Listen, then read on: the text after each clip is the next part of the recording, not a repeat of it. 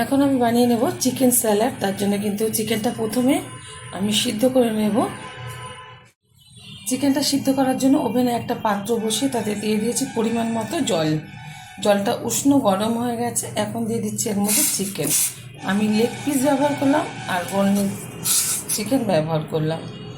আপনারা শুধু এই বোনলেস চিকেন দিয়ে করে নিতে পারেন। তো চিকেনটা যেহেতু একটু কম মনে হচ্ছে সেই কারণে আমি লেগটা ব্যবহার করলাম।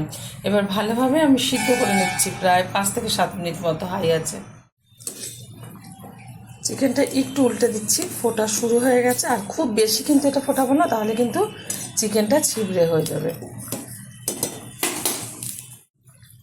চিকেনটা কিন্তু সিদ্ধ হয়ে গেছে। এখন ওভেনটা বন্ধ করে আমি এটা ছেঁকে নেবো জলটা। তারপর ঠান্ডা হয়ে যাওয়ার পর চিকেনগুলো ছোটো ছোটো টুকরো করে নেব। চিকেনগুলো ছোটো ছোটো টুকরো করে আমি একটা পাত্রে নিয়ে নিয়েছি। এবার ম্যারিনেট করে নেবো। প্রথমেই দিয়ে দিচ্ছি অরগানো, ভালো ফ্লেভার আসার জন্য। দিয়ে দিচ্ছি গোলমরিচের গুঁড়ো, দিয়ে দেবো পরিমাণ মতো লবণ, দিয়ে দিচ্ছি সাদা তেল, আর দিয়ে দেবো ভালো কালার আসার জন্য কাশ্মীরি লঙ্কার গুঁড়ো। খুব ভালোভাবে এবার এটা মিশিয়ে নেব।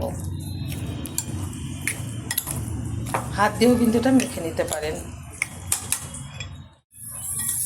ভালোভাবে কিন্তু আমি চামচ দিয়ে মেখে নিয়েছি। এবার আমি ফ্রাই করে নেব।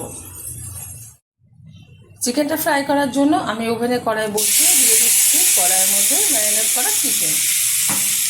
এবার খুব ভালোভাবে সময় ধরে এটা ফ্রাই করে নেব।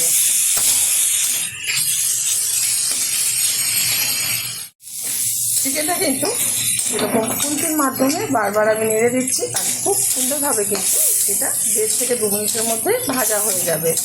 আর একটু ভাজতে বাকি আছে। এটা কিন্তু ভীষণ সুস্বাদু একটা স্যালাড, ছোট থেকে বড় প্রত্যেকেরই ভীষণ প্রিয়। যদি একবার আপনারা বাড়িতে এভাবে বানিয়ে নিতে পারেন, আশা করি আপনাদেরও ভালো লাগবে। ভালো লাগলে চ্যানেলটিকে সাবস্ক্রাইব করবেন, লাইক করবেন, শেয়ার করবেন। আর সুন্দর এরকম একটা চিকেনের স্যালাড বানিয়ে আপনারা খেয়ে দেখবেন, খুব খুব খুব ভালো লাগবে। চিকেনটা এবার কিন্তু খুব ভালোভাবে ভাজা হয়ে গেছে। এখন এর মধ্যে দিয়ে দেবো সিদ্ধ করে রাখা ছোলা। আমি এটা ভেজানোর পর প্রেসারে 2টো সিটি দিয়ে সিদ্ধ করে নিয়েছি একটু লবণ দিয়ে। আর দিয়ে দিচ্ছি এখানে 2 রকমের বাদাম, চিনে বাদাম আর আলমন্ড বাদাম। আপনারা 1 রকমের বাদামও ব্যবহার করতে পারেন, তবে এখানে ভালো ফ্লেভার আনার জন্য কিন্তু আপনারা একটু ধনেপাতা ব্যবহার করতে পারেন। কিন্তু আমি দিলাম না, অনেকেই পছন্দ করে না ধনেপাতা ফ্লেভারটা, সেই কারণে আমি একটু ধনেপাতাটা না দিয়ে এটা একটু ফ্রাই করে নিচ্ছি। এবার 1 থেকে 1.5 মিনিট মতো আবারও একটু নেড়ে চেড়ে নেব। চিকেনটা কিন্তু খুব ভালোভাবে ফ্রাই করা হয়ে গেছে। ওভেনটা বন্ধ করে একটা পাত্রে ফেলে দিচ্ছি। আর এর মধ্যে যে ভেজিটেবিলগুলো আমি ব্যবহার করব সেটা আপনাদের মাঝখানে শেয়ার করছি। বানানোর জন্য কিছুটা ভেজিটেবিল নিয়েছি একটা পেঁয়াজ, এই যে এরকমভাবে কেটে নিয়েছি লম্বা লম্বা করে, একটু মোটা সাইজের কেটেছি। নিয়েছি একটা টমেটো, সেটাও লম্বা করে টুকরো করে নিয়েছি। অর্ধেক গাজর টুকরো করে নিয়েছি ছোট ছোট। আর একটা শসা কিন্তু টুকরো করে নিয়েছি ঠিক এরকমভাবে খোসা সমেত। সাথে নিয়েছি একটু লেবু। এবার সবগুলো উপকরণ একসাথে মিশিয়ে স্যালাডটা খুব সুন্দরভাবে মেখে নেব। দিয়ে দিলাম। এবার দিয়ে দিচ্ছি এর মধ্যে লেবুর রস। আপনারা যে কোনো লেবুর রস কিন্তু এখানে ব্যবহার করতে পারেন।